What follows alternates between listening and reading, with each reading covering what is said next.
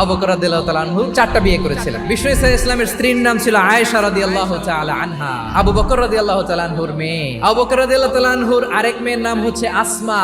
দুজনই আবু বকর রাদিয়াল্লাহু তাআলা আনহুর মেয়ে। এক মায়ের নাম, বাবা এক, মা দুইজন। আয়েশা রাদিয়াল্লাহু তাআলা আনহার মায়ের নাম উম্মে রুমান, আর আসমা রাদিয়াল্লাহু তাআলা আনহার মায়ের নাম কুতাইলা বিনতে আব্দুল উজ্জা।